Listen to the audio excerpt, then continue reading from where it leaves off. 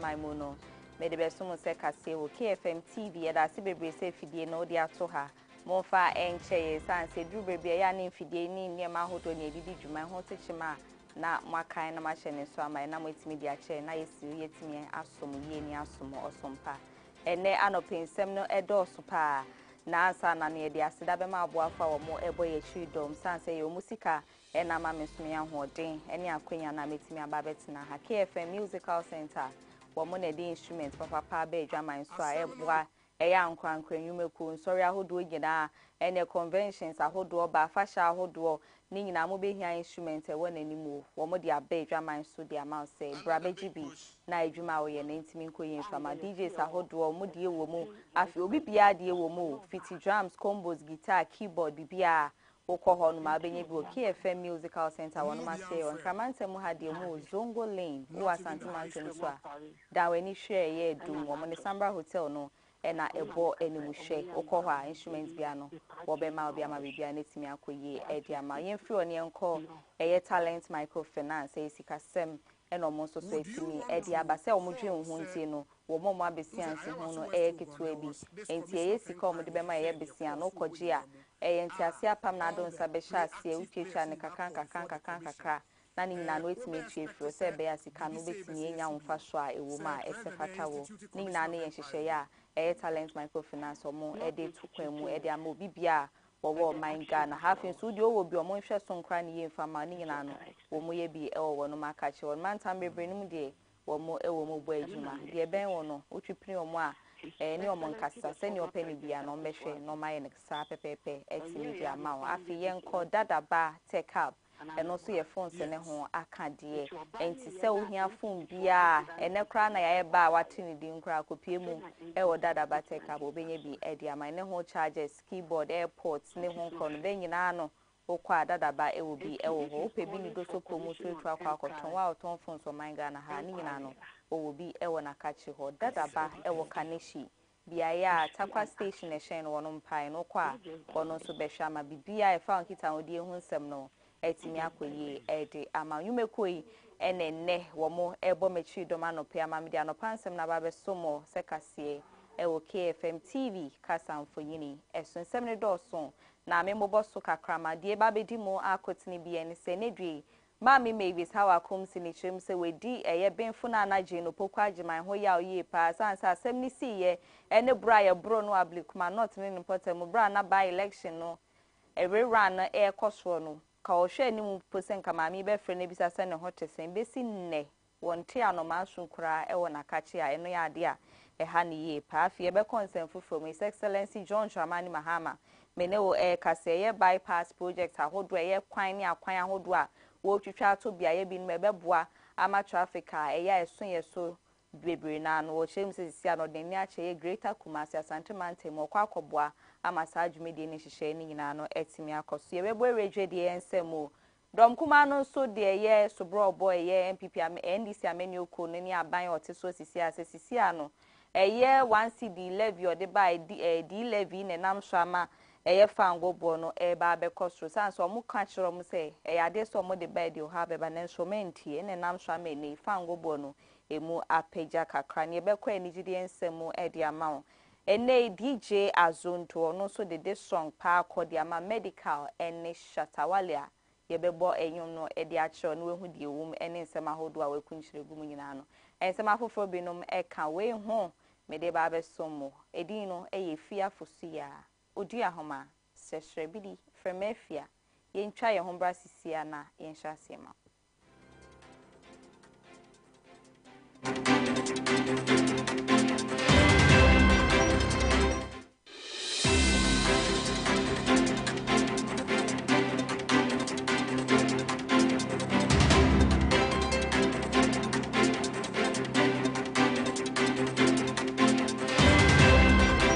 Ebusiansha sie dia ne ye ko ya ablikuma north sabato mpeswa so sanse fiada July bosumene da ne to sudu ba ko ene ye rerun no course so moto aba ni bim na me ye afimpim yenu ne aduonu nan mentimo ase course so MPP amenyu ko ne NDC amenyu ko ne ntem no enam so momo eya abato ne hyehyɛ ne foforo ebiemu na enam so mama mi Mavis hawa komsi na enka ne oye mrahye bedwani ma de hyomo ewutu senya ismensne no fifi mantemu no wokopie mu ewo honomo na bro kopie mu so de nkofo binum tuburo ne so bro ne pa na enya asem keto no ene ne du aba montirima waba be kasa o chese de ekoso no etete ne ha ne yie pa sanse ye dan ye ne ebu nkompo kohwe ye chia ya ye hwena no pe ya eye Ghana mampani abedi eche benfo gina na opoku agiman oyoba na so sene nkofo bi tugu ne so bro no besi sese maami mpontimi mfa tetefon kra embisa ne se oho tesen wapomu tesen sene ebro wo no wapomu din sisi a ne gina sen wo se ha ne yie pa sanse ono so yoba oyeba atan wontimi mfa ento na koma pono so se one ne bekasa wo sa kwan ne so a wo se nya de se etwe yi kwan chemu a maami maybe sawa komsin e de tujwa no asem ni see no president and answer vice president omumu bi afrel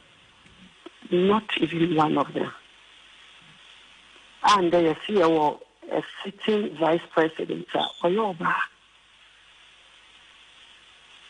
until the anchor omumu bi afrel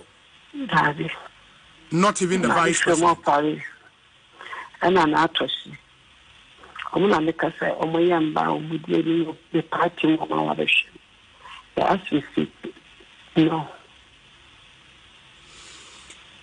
Would you want to call, say,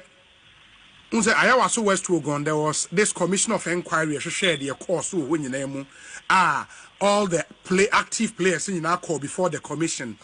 Obe expect to say, BBC, CBU, say, President, they instituted commission of inquiry. Not instituting it, but the action afterwards is what I expect. And then I'm expecting His Excellency, the former President Fosuah Oduahoma, or no bandi vigilante, and I'm yes. Into a bandi yena entity for vigilantes no Ecuador. I feel like NBC vigilantes are sorry. Which is not fair. If he's calling for commission on inquiry, I expect there should be an action, not just by words. Not just by words. If there should to a woman, yes, to women in the in politics, women in politics. I don't just get it. Obi, Michelle saying on Friday now. I keep asking myself, what went wrong? What really happened? What really happened? Yes, but I mean, if there should be a commission of inquiry. Now, it was a appear before that commissioner. Would you do that, Obeko? Oh, why not? Very well. But for me to appear, not nothing, because I know at least 3-4 of the guys. Okay. And a video is so glaring. So I don't know the only thing I need to answer money. Because we share video, no man, I'm in a one fashion able to. Asempa FM. I'm in the new man. 80. I just went to quote yes, you can have those our country to turn in Sakura. Baby, it's a sad video, no. If you want to be honest with all fairness, I don't even need to be called. Sad video, look at the camera, mama. One other thing, and it's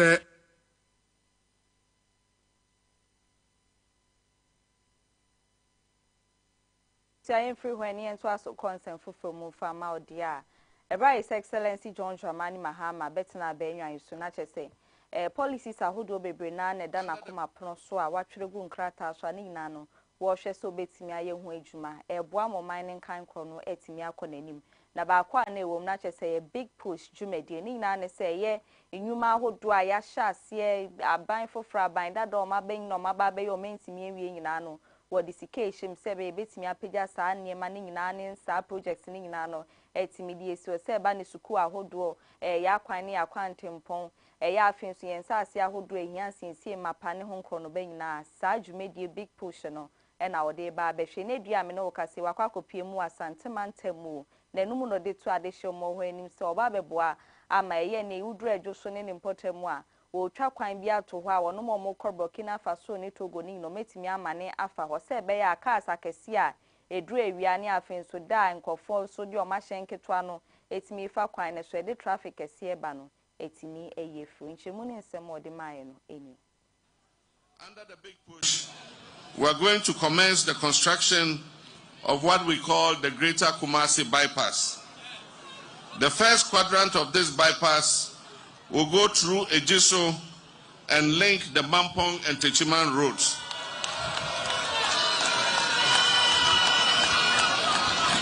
It means that all the big articulated trucks that are heading to Burkina Faso and Mali will no longer come through Kumasi city. They will turn right at Ejiso and appear on the Techiman road.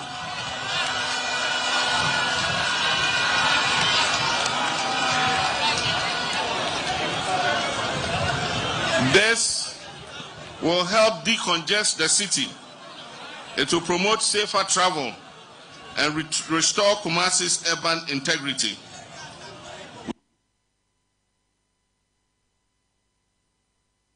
Our Saju Media Nasiano Science with the 2 Jaw Chim say Neuba, and Nema be bringing she be brewer was say, yeah, Ghana this year won't to me at Titunia Santimant and Biaya with Gerano SCC Intino, a market a whole dwa, war no mercy or main to me in an or baba betra, so say baby to me about my dready mapano, etimi afan into my pay fra, e was Sabiano eho. And no no chest on one banya abano, and ya banya said be a bad, you be I went to me, no, I can remove beja to a betra so. Nina no se be akan kuntebu mapa betimi akoso na memunu ene nam so awotu sa anamon. Regardless of who started it, we shall continue and complete it. We are a government of continuity and results. Projects we will continue and complete in this region include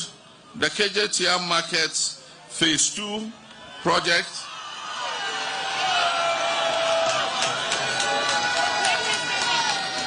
and before I came here, I visited the market and I spoke to the contractors, and we're going to accelerate work on it, and by the grace of God, next year we'll be able to go with Otumfuo Osetutu II and open that market.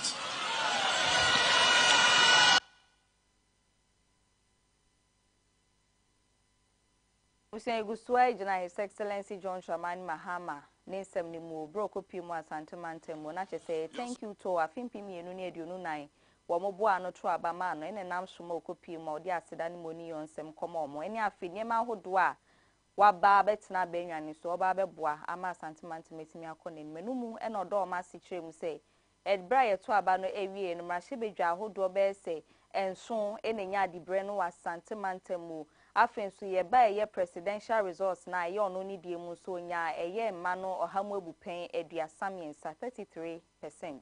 Na enumu no che say hon so ye eye MPP amenu ko wonum stronghold na so sene wo mo hwe ye omutimi to aba no ede mom no wo se o ma ya ade pa intimoni yonsem e na ode kwa mom nchemu no ye nto aso. Your support in electing 7 members of parliament on the National Democratic ticket and awarding us over 33% of the presidential votes in a region that historically is regarded as the stronghold of another party was not only unprecedented, but it was profoundly symbolic. It affirmed the fact that the Ghanaian spirit rises above partisanship when the national interest is at stake. To Nananom, I wish to thank you for your enduring leadership, your moral guidance, and your good counsel that you have always given. Eusayen free when I enco a year office of the special prosecutor. And if you am no say there was Sanya can who beam. Na I didn't be no diaba montinima watches a sani pano, washisheno and menimuya. Na a ye dio de baye no a Ernest da con a Cory. Nache sen can no ye share the cabinet, edema technical advisor, no ye Ghana's Ministry of Finance, ye sika sem hono, nache se wono so eka hu bia wo hwe amento to ye ne ho nkrono ba no etimi akoso wo ho. Enedua me no kase wo che ese kronoma papa a ye keta se she dream no krono akoso e wo Ghana Revenue Authority GRA and afin so Strategic Mobilization Limited SML wono mienu entema eye papa ya ni fonyini ye da ye kasa fonyini ye so mo che se ne ho ebu mu a enedue wo hwehwe no enimanimu ya na enumu no che se sisi ano da na ni ehwe bonkum hwe nifa hwe poye ni atoya wo hu papa na enumu no munya ante ye se no wo ye United States United Kingdom Hong Kong ni afi South Africa ho area ne ba bi na papa wa kobo ne sesen wo ho a wo mo ehwehwe no din anya asem keto akra na enumu no mo che se wenye mfihia no eduasa enson na afi so ade se wo mo ehwe animu se wo mo benya na animu ya no mo jem se ye ni tiri ne so black na afi so na ni nkosua ne so black nto mo che se ye no ne ahusu ahodo a wo hwe na obetimi ehu se wo ne ho a enedua me no kase mpanyifo hwehwe no din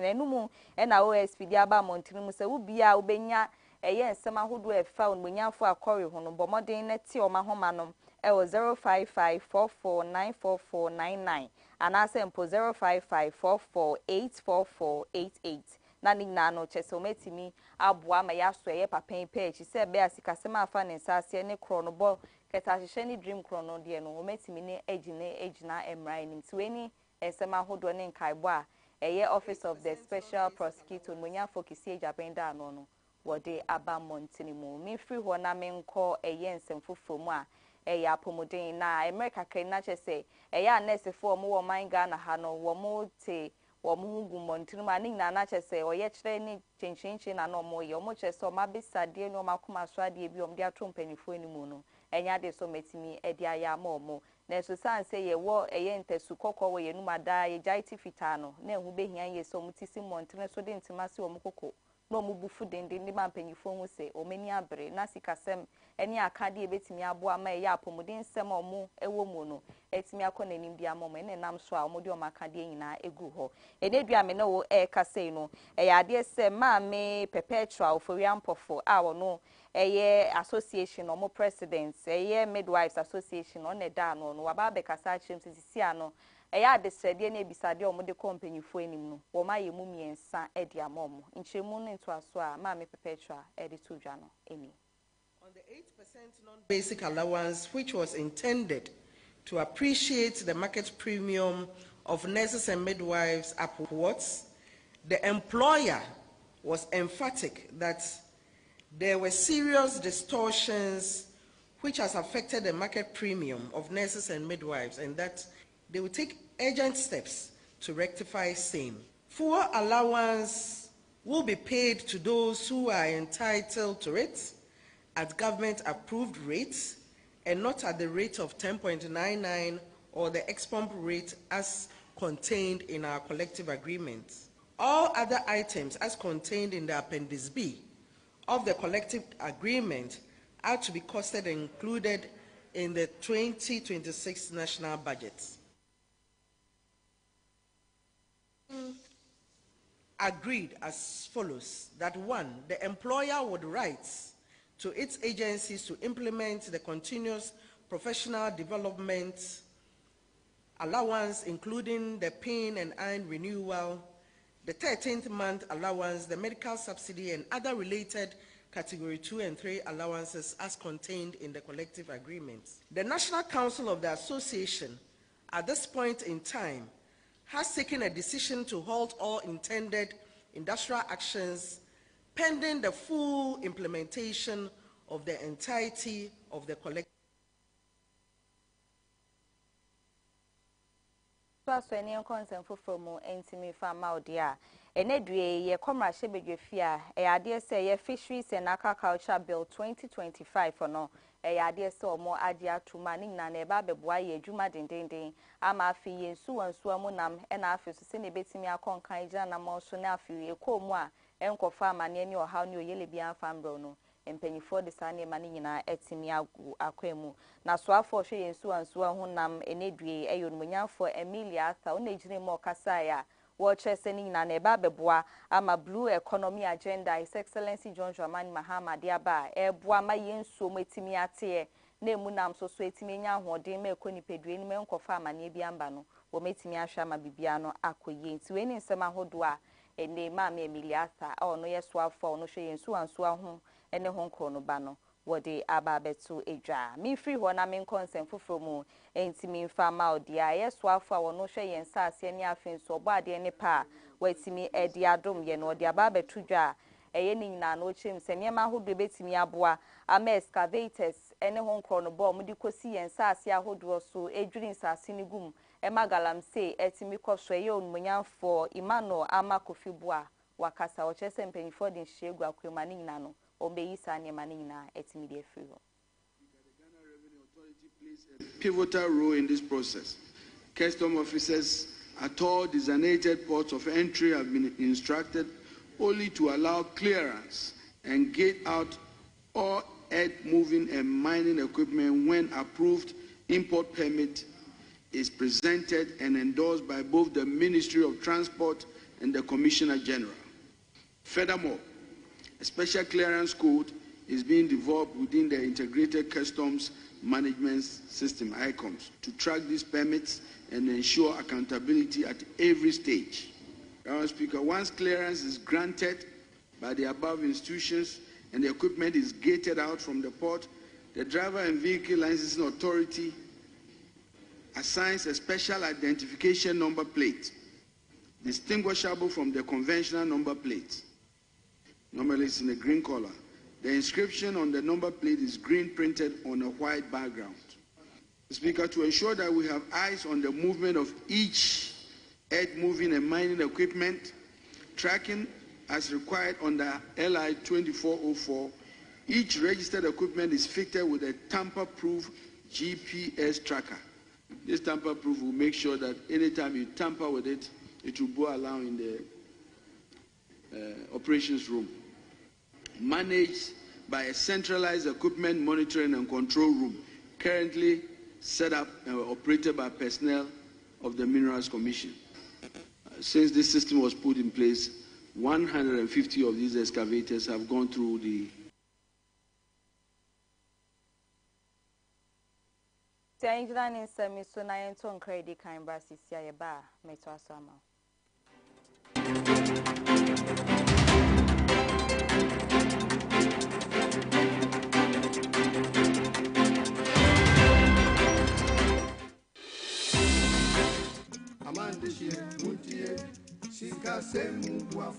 Medobena mi Ghana duko do ajaple ho duko kata. Mi echo nyanyi adevena mi cho Talent Microfinance Limited Gajradopa. Mi wona susu savings, adishie, school buafo, cashback, ple bubua okata. Nenyebe egajom de mi agbo la letie tomegbeko ateun aho gadodo. Kenenyebe egajom vivi la nenyebe o gahia ola ateun ava de ogai kenehia fa. Tanenyebe mi foncho mi afa jom yo kenye mi afa gadodo nyawa. Business loan elemiashi, church finance elemiashi, salary loan elemiashi, eye bubo li kenye personal loan. Nenyebe mi foncho business loan a enye gadodo ikemie nana asichalao. Nenyebe washigba keke alum eleswe we have talent. Mi pekpegede nwo nenye wo shigba lesua ne woge wo kekegedeji to talent po monu ome nenye be mi fonchu mi afa salary loan a enye gado mo mi ke mi vuna mi afa jirudu $1 nke ga nyo he ya va talent wo pay slip pe bank statement ye kwenye nwi hia o na kokko ho salary loan le rate mi to keke akeji church financier personal loan va nenye habobo ma soli hama eji fufofo sankuo jitao o lila ashibwe kekeake mie flegeno na no hem vi cho jinto jinwade bare kwereka mo npopo kai ganyu he ya talent kuna kpo he ya ole chagbagba na do tare talent bena wo gado mo wo anobobo enami akpenami etibe ya nyafi ke talent la talent microfinance jengo amegan shipe ape Latina tejipo hotame. Miape kapomoye nya 050-129-1298. Hello 050-128-9119. Talent. Oga kwamanu banta.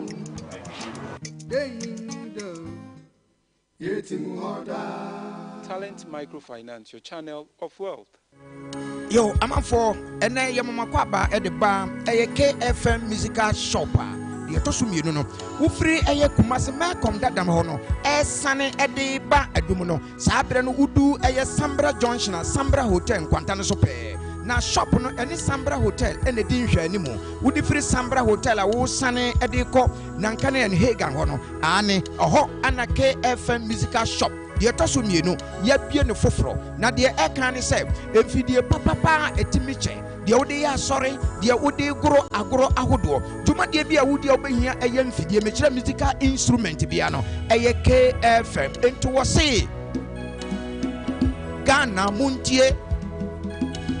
Asante Mai Muntie, a KFM musical shop, Anna Sabre Yabian fofro Munuchai, a war Premper the 2nd Street. We free all men come down now sunny ediko edumno and udu Sambra Hotel Quantana so now what done on Sunny Faso oho anas KFM musical shop yi ewo yani Sambra Hotel ana ewe animo ya twa abrebia gina me say be proud and say me dwa me free Kumasi edum KFM instrument store obi bisa sa se bro me fo de what to no we need see that what dey near my papa e gina wanim na what to no say yes what to no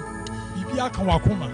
ni nyina free KFM instrument store Kumasi edum se mi gina ho na me to no ma bitimi nya ho me ka fi se fi papa mu anim na mi gina no wo betra ye ko ma ya do se kana twananka kanau ensamfu ayi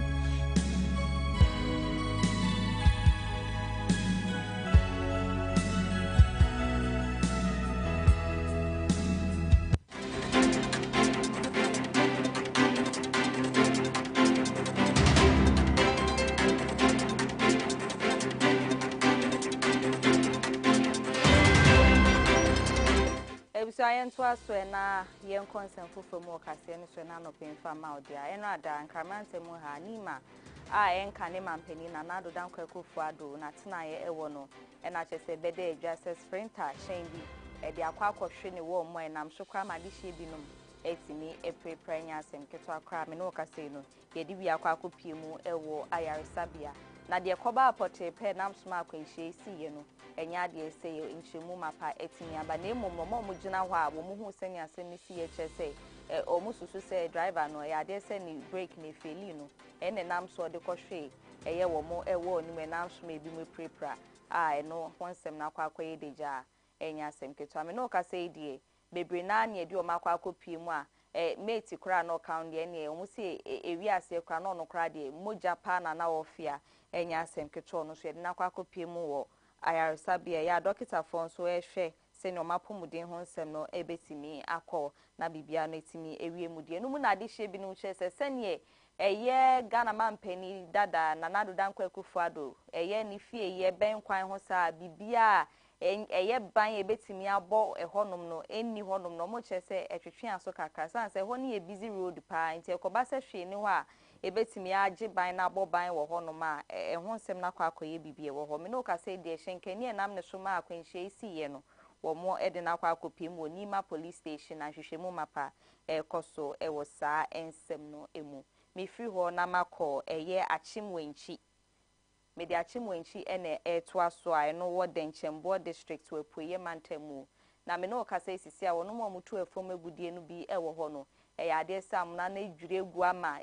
edwure gu ebi mu so ama sisi a bebi a wo moda no emu edin ye pa mpanyifo ye nhihye ma pa so mbetimi etu amana na se be yankofo be se eduo no omo susu se o maka wa asase na se no wo metimi eyi omo se be ya o mbenye omo nkwa edi amom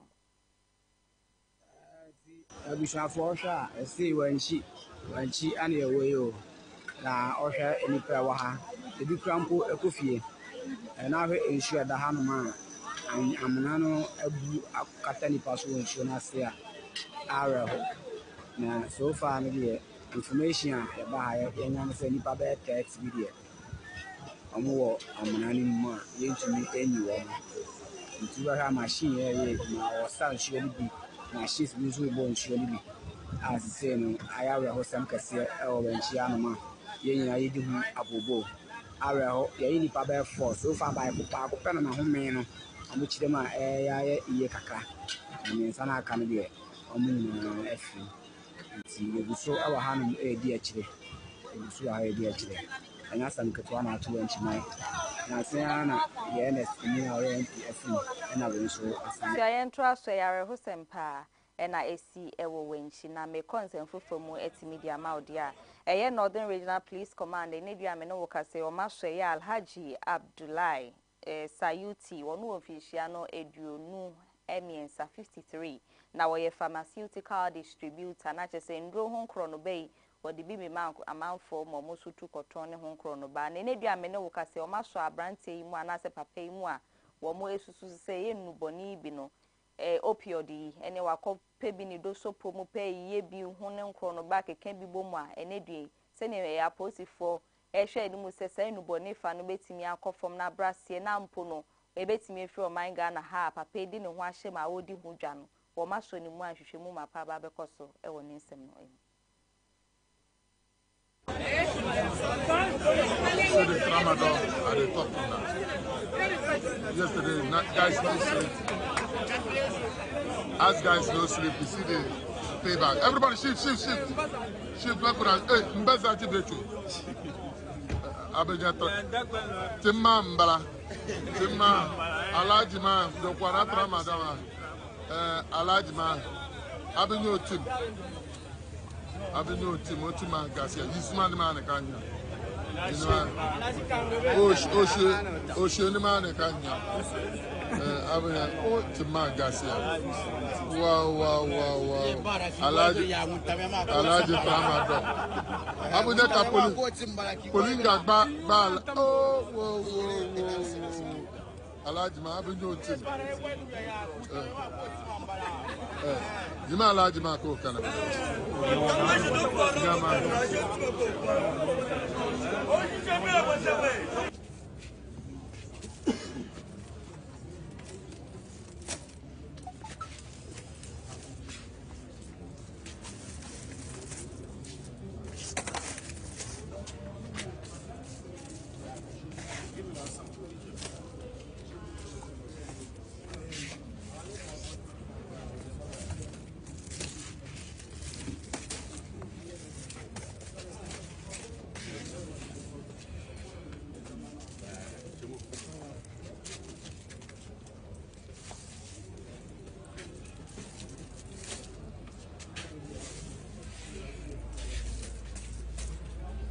Saying through any enquiry Western Central Region wonum police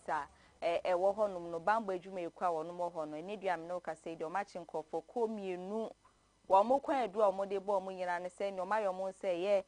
Gold Board Ghana Gold Board Tax Force wonum eka ho nto mo de ane say ne o mo kobia ya ahodo a ye ton ye fom agudie bia no mayo mo ho say de o mo free Gold Board onum aso ye aba ni nyina o mo de namu eje nkrofo sika ne ho nkro no ba enam so amaya so wono mo epechi Foster the Lord o wonfinhia no edua 940 ena afin so Prince Wovi wono so wonfinhia no eduasa enwotwe na omo san so twem se omo ye asrafo mayo medwuma etwemenei wo mo di omaka ye Ghana Gold Board Tax Force no ehon na enumu ena de hye bi no meti aposifo na so enam so mo koso wono mienu pechi a wɔn so wɔn nso deɛ ne no korɛ na kyerɛ sɛ nneɛma ahodoɔ ɛwɔ wɔn ho na kyerɛ sɛ adwuma wɔn die pɛpɛɛpɛ no ɛno no na kyerɛ sɛ handcuffs ahodoɔ wɔ wɔn ho pepper spray afei nso electric shocker ɛne afei nso uniforms ahodoɔ ne sika ano so mbo 500 Ghana cedis na ɛwɔ wɔn ho a ɛne nimu yɛde wɔn kɔpie mu ɛwɔ Takwa Circuit Court am no kasa yi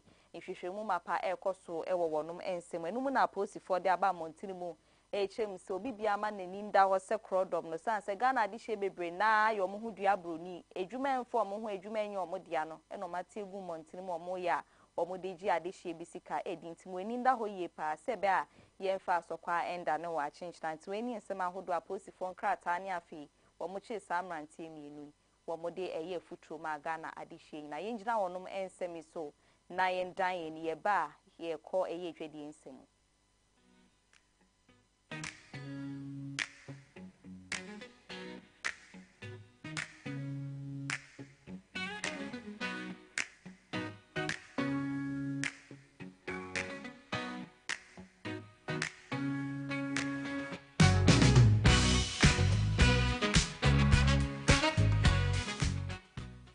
Edwedian semu enfa ma odi ne dwedom kuma omo mrahye bedwe fie no wo mo akasa omo chirem se ye di levy a ndisi amenu ko ne de ba ya okobia ya hodo a obufa ngo no obetua 1 cedi ato so per liter bia no bra omo de ba no omo chire se nya de se betimi aboasa anse ye ti wosisi akra na tro bebre na na ebu Ghana phone ko ma woso mu yi ni na etimi di fro ne ba ne sen na ye yi bi ne san so di bia ba be sha na emu ni nyina no enya de se betimi aboa na no ada na bede adwa se fu on so a ye fango no emubo na pa epeja kakra na enum na donkuma ne de so brobo dom kese ni chem se sa wo mo de eye di levy be wo mo de futuro komo mo se enya de se betimi aboa ebe ha adwen so menti o mo nanam so amen ne fango bo no emu apeja nchemu ne nsem no eni. So I think the first thing to note today is that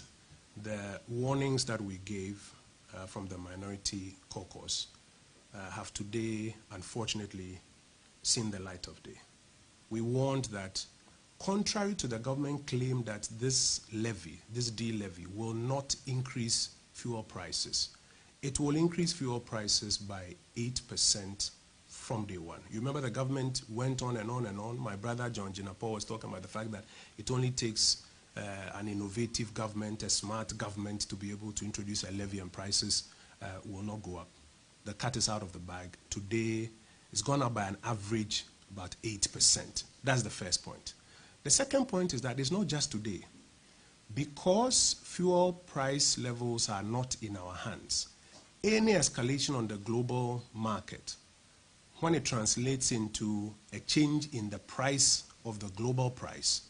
will now further increase fuel prices here in Ghana.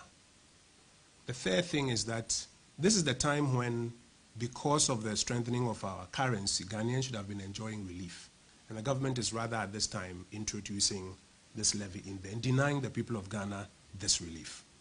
And then finally, when you put a levy like this on fuel, fuel has a 100% cascading effect. It will affect transport. Eventually, when farmers are buying fuel for their tractors and their machines to work on their farms, it will affect it. It will then on go to affect transport of not just people, but food items, food prices. You will then see somewhere down the line, food prices will begin to experience a price escalation, and general price levels will go up by this 8% that they have.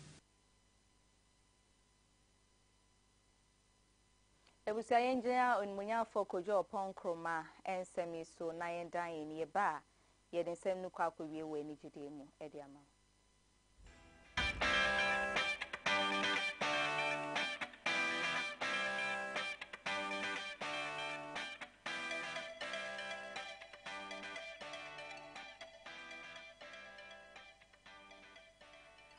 Boy na kache ne dia me no kase o de monu yonsem na ekọ e dia ma NDC aban His Excellency John Dramani Mahama so se wa ya de papa san se na ewubu nkompo dan we ni kwhwe ye creative art industry ni mu a wono ma omo di dwuma wo mu no bebre na wo mu a wabobo wo mu din a omo ba beboa na memo ne nchechire ye wo che se Ghana aban wakọ na ni mo sa kwan no so pa nchemu no ye nto aso. I'm waiting for a day Stonebwoy, president of Musica. ebia Sarkodie Secretary of Music. Charlie, I don't know more. Yes, baby. I mean, possible pa. Me da say, dinner or boy examples. Yes, maybe I new favorite. Me how. A bit to my say will be to be to my the example now. Mr. Obi Hakano. But me I say they are all kind of. Hey, idea a bit to me because you know I get and you to phone. Nyankopon adom ya ye bi pen no ye mpanyi fo bi sini ye nso ne wo mo say ya na ese say yitumi ye den ewura sa areas of creative because mama da adwene ho an hu say yankasa ye antumi ansua de ambo ye bre yi am manage ye career no in ways I betumi appeal to political narrative. Obi na bekwa akodi ho saa akire de ko ebi obi o musical ebi o rural culture art ebi onye enum to adwuma na creative art dwuma enko nenimu sene ebi ye artist na musician ntina meda aban we asese or the light aba beto amanfo bi so because o hwe eyi movie industry ni mu say ya Ebusiaye ntuna ye somboy ensemi sune na no pensem ahodo amboaboa no besom se kase o KFM TV no ye fa ni nyina ba ewiye enfa ma wansa ne be kone ye fa sidama KFM Musical Center Talent Microfinance and Afia Dadaba take up dom eso yasne na no pedi no eye Afia Fosuah Oduahoma Sresrebidi from Afia madase amamo eni hweniti makra